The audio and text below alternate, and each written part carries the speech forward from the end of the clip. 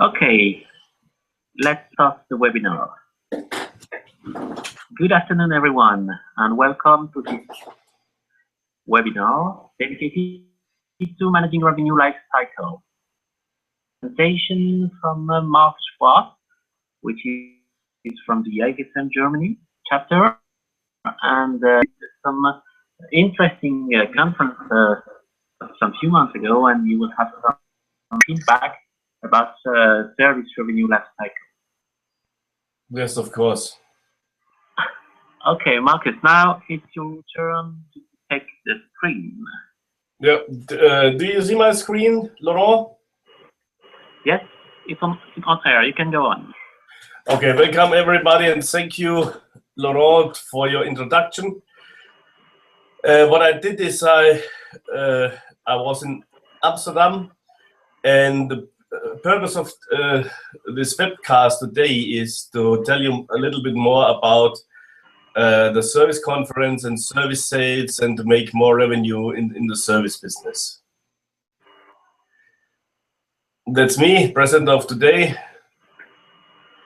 And about Service Europe, it was a conference with 90 attendees and 15 sponsor partners in the exhibition. And the company who run this conference is VP Research. And you can have more information at fieldserviceeurope.com.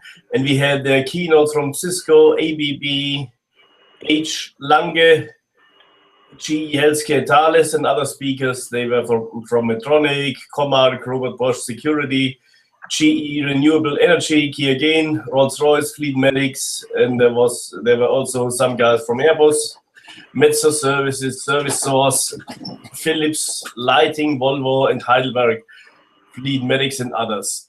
And what I would like to talk about today is the awareness of the service business, what we learned there, then the service, a growing business for IT companies and also traditional manufacturers. Then I have the example of IGT today, which is more a global view. I will show you something about new business trends, and then the example from Service Source.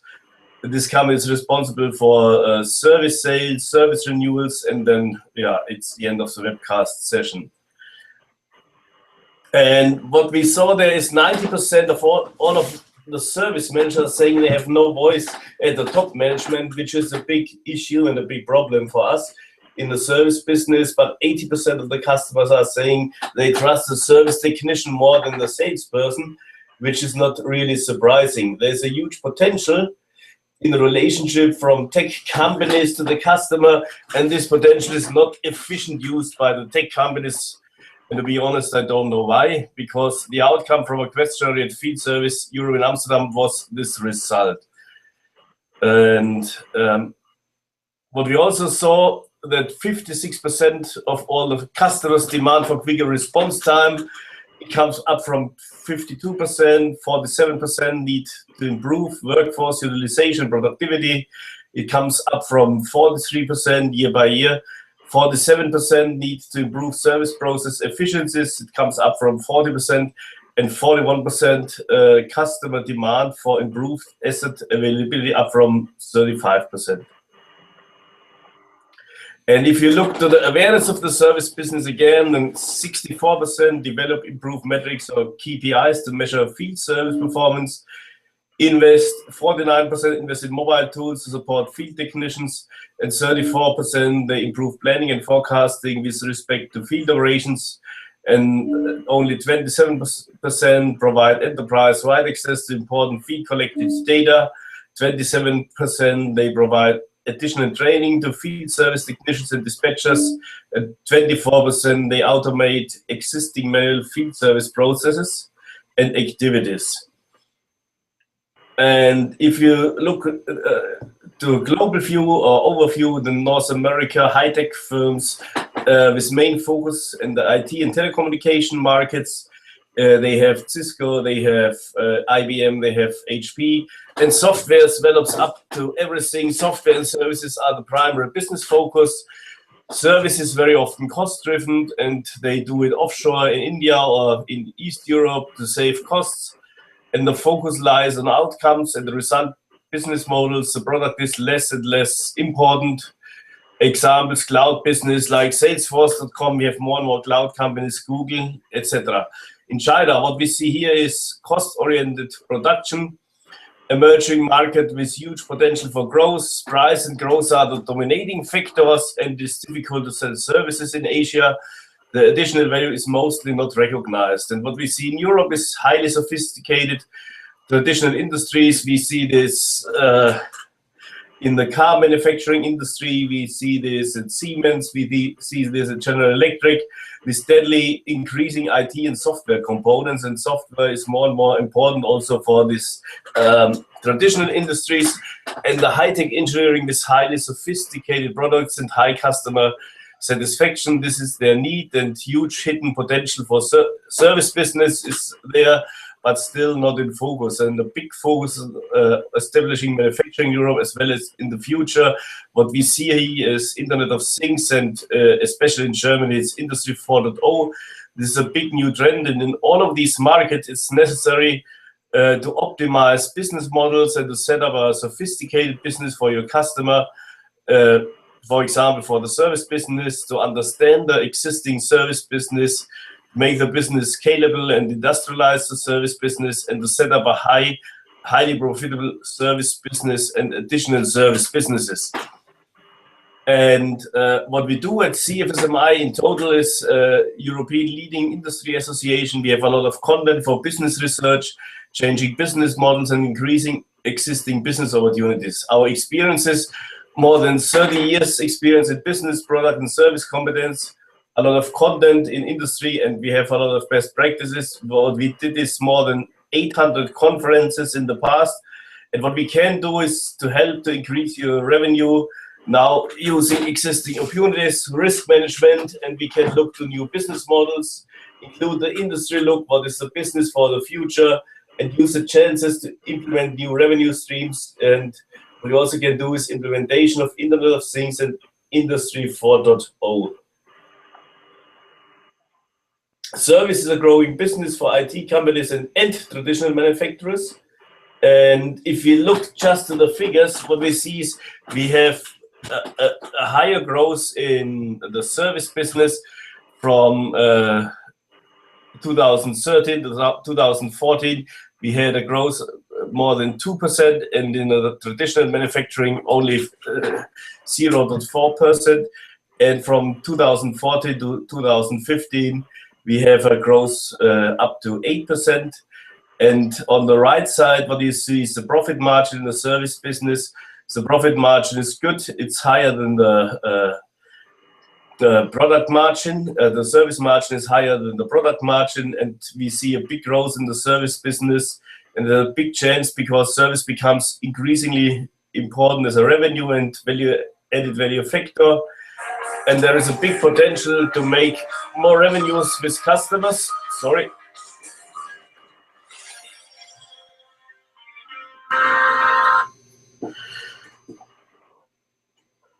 And on the other side, we see that companies give discounts and they don't use their whole potential. And this is something I would like to talk about with the examples of the presentations in field service Europe in Amsterdam.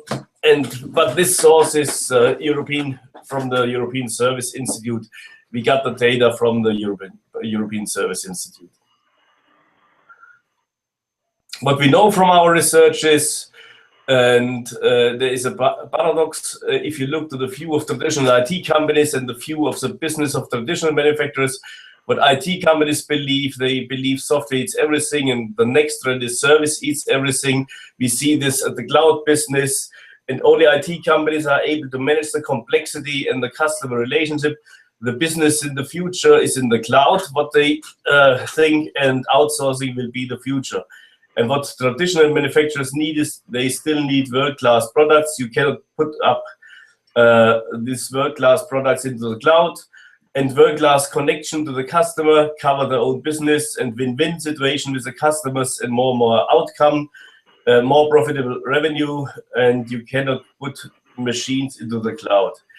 And what we also see is that we still invest more money in the development of new products instead of to develop new services. This is really an issue because we invest 8.8% in the development of new products, but only 4.4% new services. And you see this in the medical technology, for example, they invest 11% in new products, but only 8% in new services. Industrial measurement technology, they invest more than 14% in new products, but only 2% in new services. In the information and communication technology, they invest 8% into new products, but only 5% into new services. And software and consulting, they invest 7% in new products, but only 3% in new services. And in the software and consulting business, they invest 10% in new products and only 5% in new services. And this is really an issue for the future, because if the service business is so profitable, you need to invest more money in the development of new services. What we developed there in Amsterdam is also Service 1.0 to Service 4.0, which means in the old economy it was product focus. It was good to have good products and good prices, individual engineering on the products and service by time and material. What we see in Service 2.0 is focus to service availability, maintenance services, implementation services. What we see now is Service 3.0 very often. Operational services, we have managed services, we have connected products, we have remote services now really available in each industry. We have adaptive services, process consulting to have a better outcome. What we are doing is consumption monitoring and consumption optimization.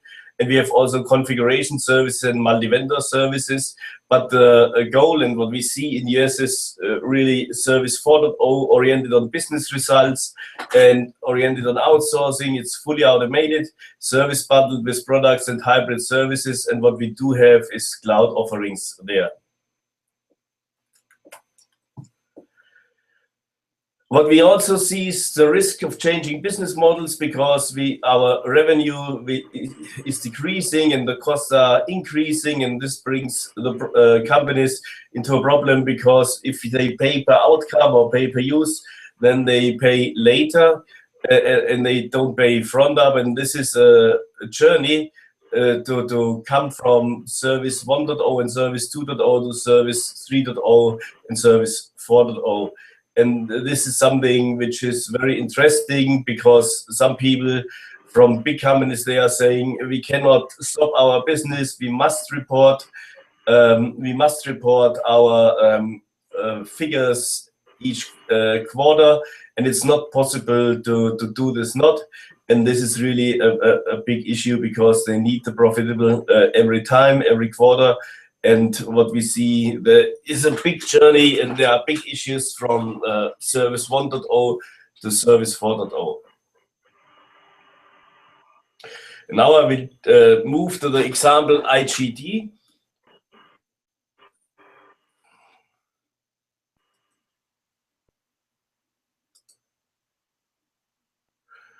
It was Mark Fleece. He's a director of services in EMEA, and they are producing gambling systems. And what you also see here is a big issue in the different regions. IGD is an international company, and they are serving the global commercial lottery and gaming industries. And they are serving countries and states globally with lottery systems that have tens of thousands of terminals deployed across each jurisdiction. And they serve also global casinos industry with slot machines and casino management systems. And some casinos having several thousand slot machines in each location. They have a presence on the internet with Double Down Casinos.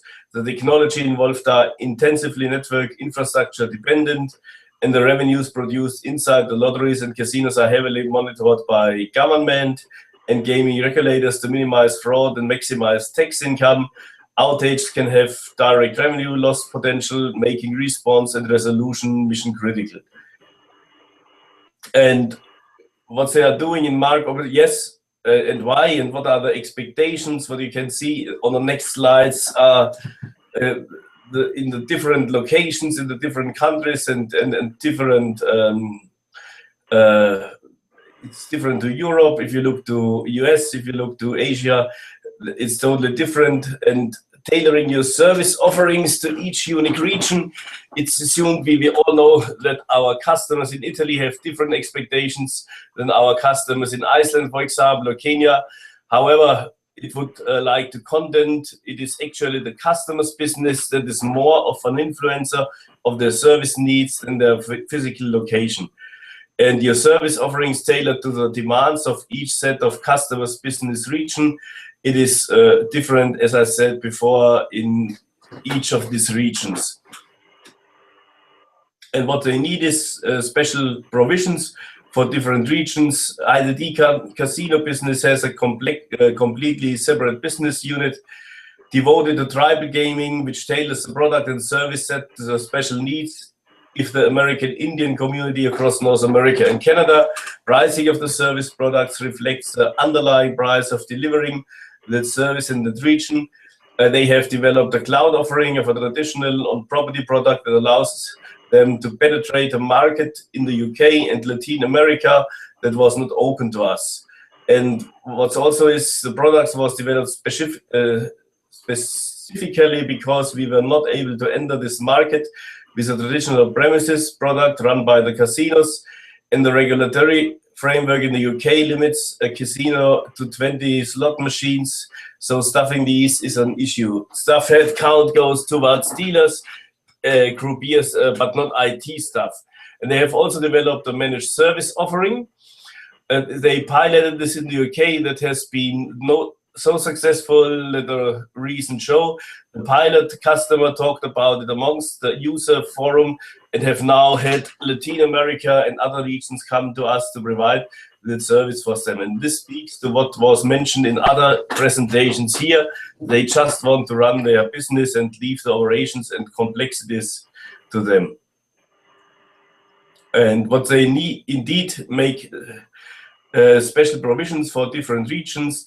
The product they sell most in Europe is entirely different to what, say, they in South of Africa, with that comes a different service level expectation. The casinos in South Africa have solid IT departments with many years of casino systems experience. They want to interact with your support organization, but only on a level 2 basis. And the other casinos customers in Mauritius need more help as their IT departments are less skilled. These folks come into our support organization level 1 strongly. They never have a problem getting an engineer to go to Mauritius. And in Iceland, they have 42 casinos running from one central service. They train the local supplier to look after the remote sites hardware, and they do the software remotely. And in Germany, customers have a high response and uptime expectation. The US is 80-20 rule versus in Germany, they have a higher expectation, which means 95-5 expectation, and the service product gap discussion, what they do have in Germany. At IGD, they run the customer advice report, which is also very interesting, and they are organized 50 top customers, and they invite them to the headquarters for a 3-day summit to learn from them, because what they are saying is to sell the best services, listening is the key. And which customers are expecting a 24-hour support? The answer to this is rooted in the revenue flows and revenue impact of outages. And revenue is a unifying factor across cultures.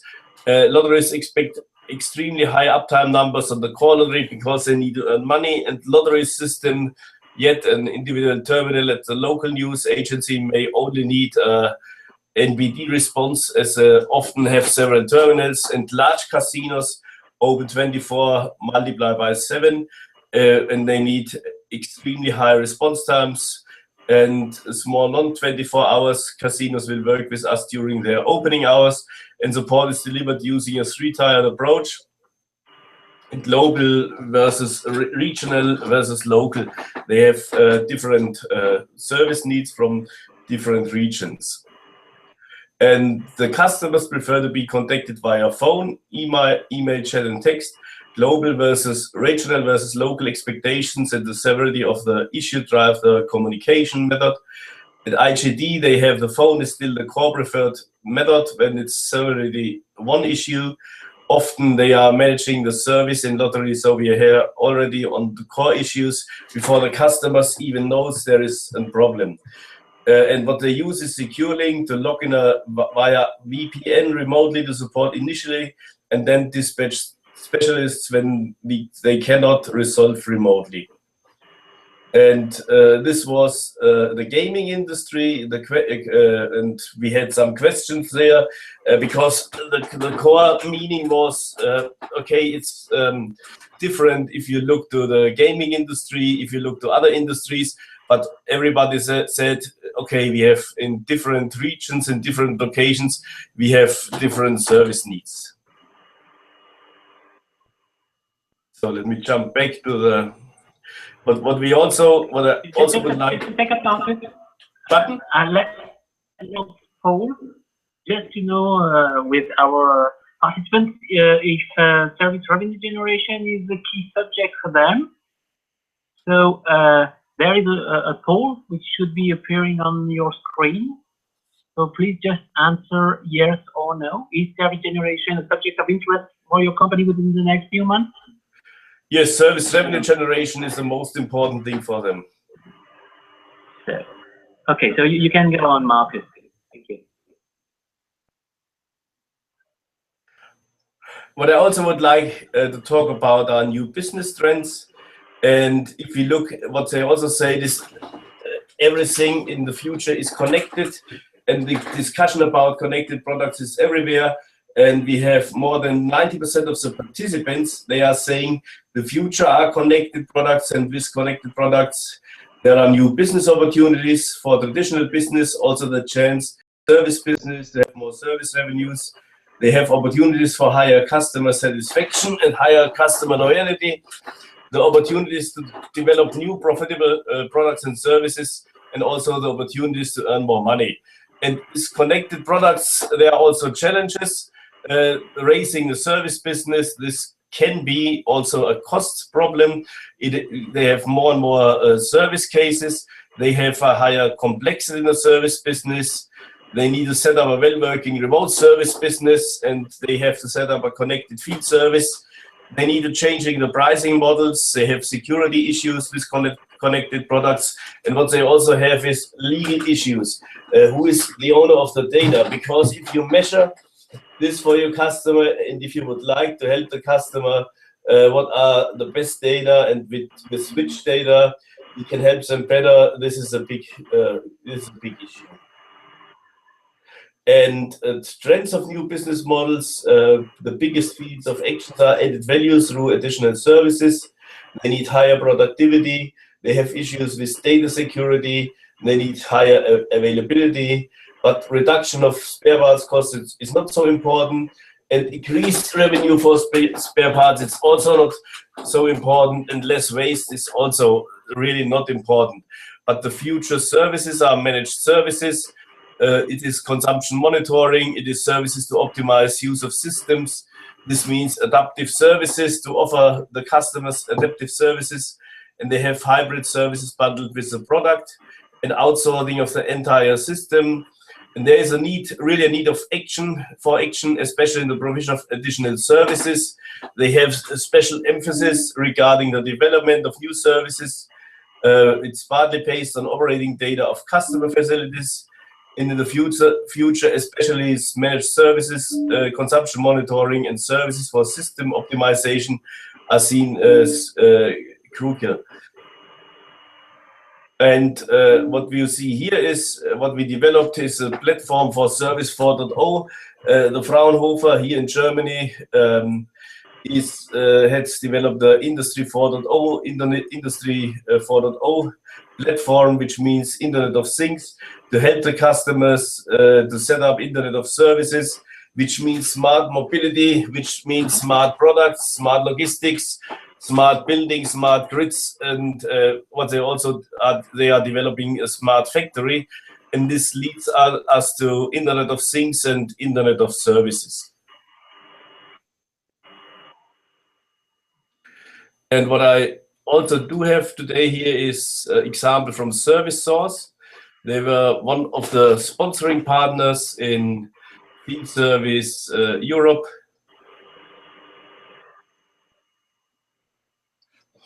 And David Burns, he's a vice president for EMEA and managing the revenue life cycle, a practical framework to maximize your service revenue. It's a model, and they help companies, tech companies, to sell more and services, to sell renewals for the service contracts, and save the money, that they just don't lose the money and don't give the high discounts. And what B2B enterprises are facing, they have serious challenges. They missed revenue targets. Customers, they are walking away, and they have increasing cost of sale. And caused by a convergence of forces, they have the cloud technology, the impact of the cloud technology, the impact of rapidly evolving business models, and the customers' empowerment. And what they are doing is the initial sale means onboarding in the service business, in the product management. What they are doing then after 90 days, customer marketing, adoption, upsell, and cross-sell, which means land and expand. Then after 180 days, they measure the customer success. How successful is the customer with the technology, and how successful is your customer? And what they are doing now is then is customer support after 207 days. And after 360 days, when 1 year is over, they are doing the account management, the renewals. And this is their special offer, and the inconsistent customer experience and increased cost to retain. And what they are saying is these are the challenges of the revenue life cycle. They have on the one side the billing, the technical support, which is not the problem. Marketing automation is also more easy, but the revenue life cycle management is very important to bring the money in, to renew the contracts, not give too high discounts on the renewal of service contracts. This is the biggest mistake what companies are doing when they renew the service contracts. And what they are doing is initial sale, then the adoption, expansion, and then the extension. And what they provided is a framework for growing and retaining revenue from existing customers. And but there are also no one-size-fits-all solutions. This is really what he presented is the size of their existing customer base, also the complexity of the products or solutions they sell, the structure of their sales and marketing organization, and then the experience and success in managing growing recurring revenue, existing renewal rate, and dynamics and competitiveness of their market, and cleanliness of their customer and sales data. And they see tier 1, tier 3, and tier 2 companies and tier 1 companies. It depends on the customer size, on the deal size, and the complexity. Also, what I said before on the region, the growth potential, the renewal training, the segment value, the product types, and channel versus direct sales channels. Do they sell over the channel, or do they sell direct? Strategic value, and the health of the account. And if you look to this people, process data, and technology, the limitations of most organizations can only apply their asset revenue priorities to the largest account, because they have got product sales guys, but what they need is also service sales guys in this business.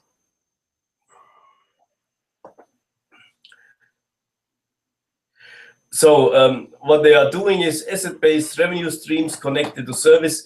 They are doing a recurring revenue, extended warranties, service contracts, and consumables. What they are also doing is one-time revenue, professional services, and ad hoc repair.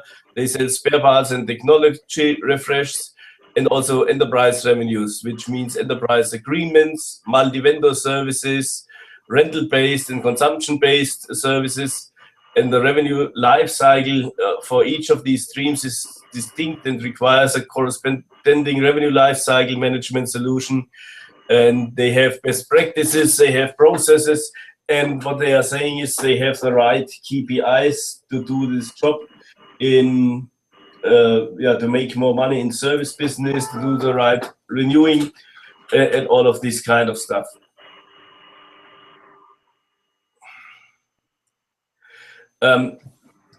What they are doing is step by step. The first step is opportunities to our success are accidental. Then what they are also doing is emerging. We started to design the process for how customer engagement should work. And it's disciplined. We have to consistent but right rigid process that we are trying to follow cross functionality. And then to optimize, they have optimized their processes and they are tracking them using industry KPIs. They are managing the business according to customer success. And then what strategic meaning is they have clear visibility into the health of our customer base. They make strategic decisions based on the insights, and they're getting through customer engagements. And what they need is the right technology, the data, the KPIs, the right people. The process in my learning was that they have more soft selling people, not hard selling people in the service business, because they call them half a year before and say, okay, have you still planned your money? Is your money in the budget? And this is the right data. And then they call them 3 months later, okay, did you sign the contract? And then what they also do have is more and more, not to give the discount, they have the commission is based more on the margin than on the turnover. And this was very important in this presentation.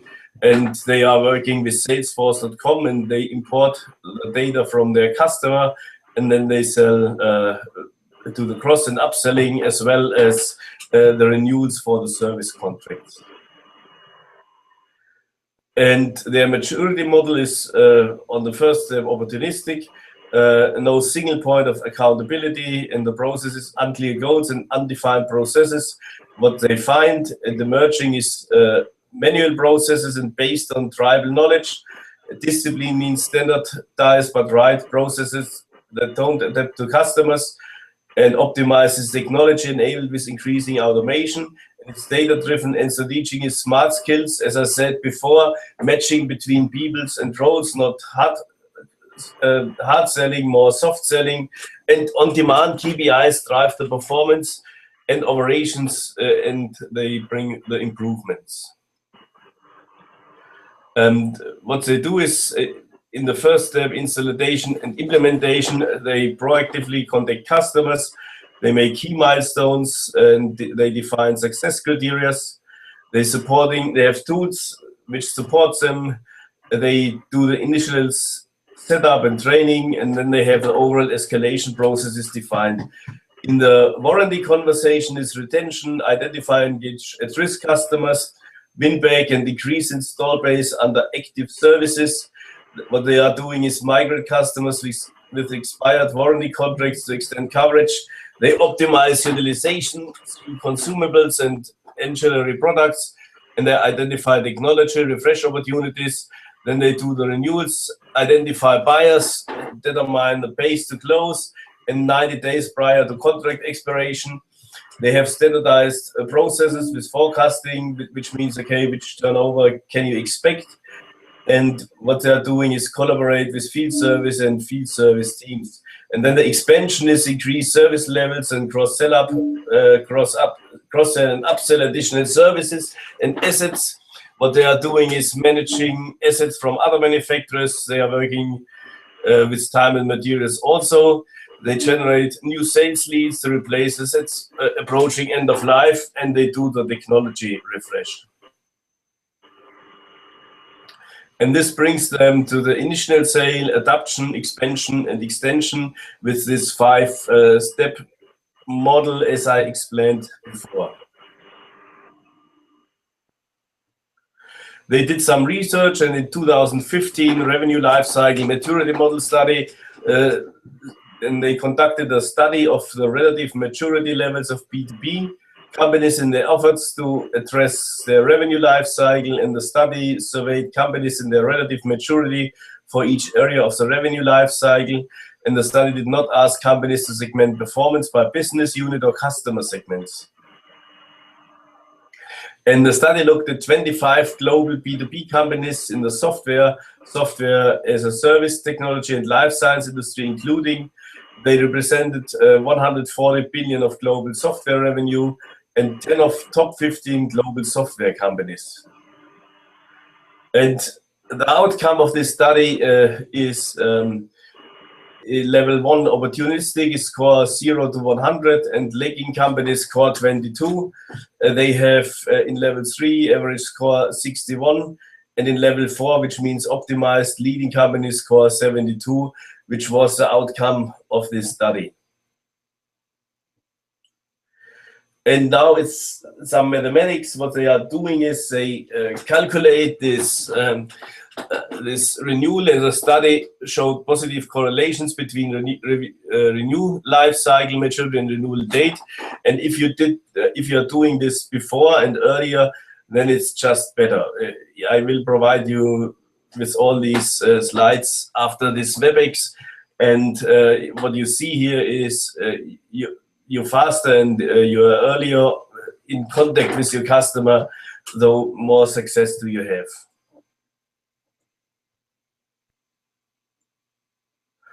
This means also a study found that technology, especially data, are the key drivers for overall revenue lifecycle maturity. And it shows also that earlier, so better it is. And the data shows to be the strongest driver on onboarding. Technology, data process show to be the strongest driver of adoption. And also what the data shows to be the strongest driver for upsell and cross-sell. And also the technology shows to be the strongest driver of renewal. And also the findings are indicate a 7.9 percentage point again in customer renewal rate per additional gain in maturity level. The most major companies in the study showed renewal revenue that was 34 percent points higher than those scoring as least major. And just an example, an opportunities company with renewal revenue of 1 billion could increase the number by $79 million by moving up one maturity level to emerging.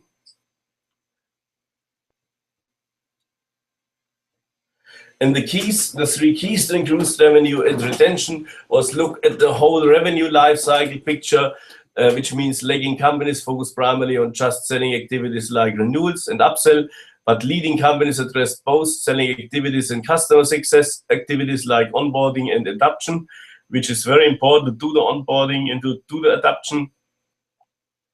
Then the second finding was go beyond people and processes. Most companies tend to focus improvement efforts mostly on people and process with some attention to the KPIs, but this is really a mistake. Instead, data and technology are the primary drivers of revenue maturity advancement. Each contribution about 1.6% of additional recurring revenue for each maturity level gained. And experiment, innovate, embrace change, which means 100% of leading companies have injected a culture of innovation into their approach, allowing for rapid, iterative evolution. And these companies also leverage the world's most up-to-date management and analytics to drive business improvements and decisions in real time, which means you need the right people, you need the right process. And what's really important is to have the right KPIs in place. And then with the data and the technology, they will help you to have the success in contract renewals, in service sales, and to make more money in the service business.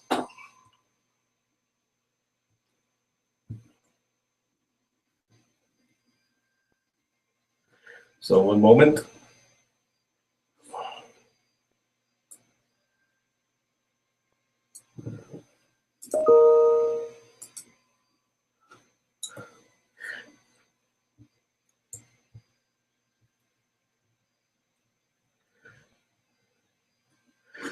Yeah, and this was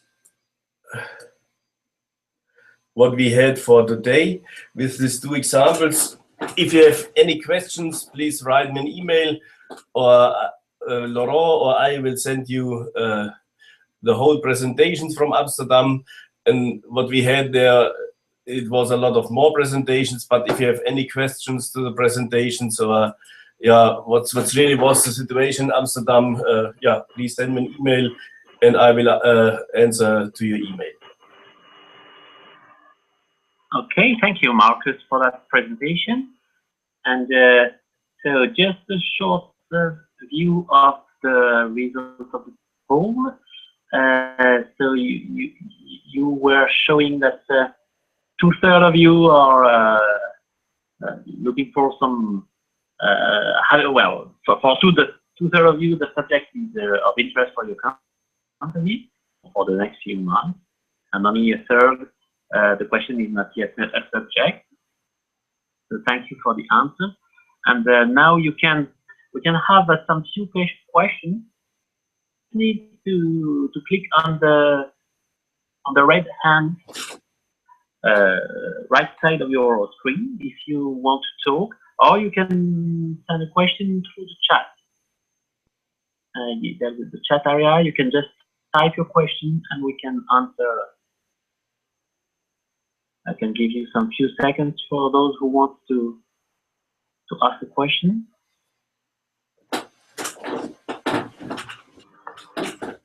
And during that time, I will just start another short poll just to see if you are happy with the content, if it is enough, or if you would like to have more.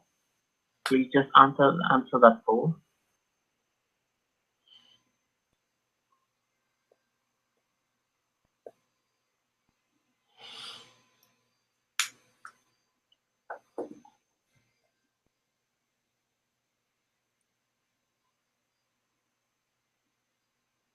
Okay, still moving on a little bit.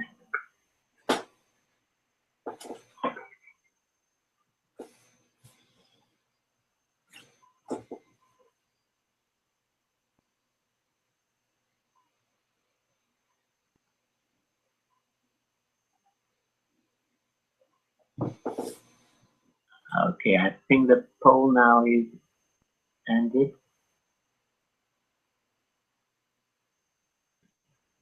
So it seems that the question right now. So you can contact us if you want to receive that presentation. There will be a video replay of that presentation, and there is a link that we can send you if you are interested. Thank you very much for your participation. Thank you, Marcus, for your presentation. And we hope to see you on a next CFSMI webinar. Just have a look to your email. It should come within the next few weeks. Thank you very much. Have a nice evening. Thank you. Bye-bye.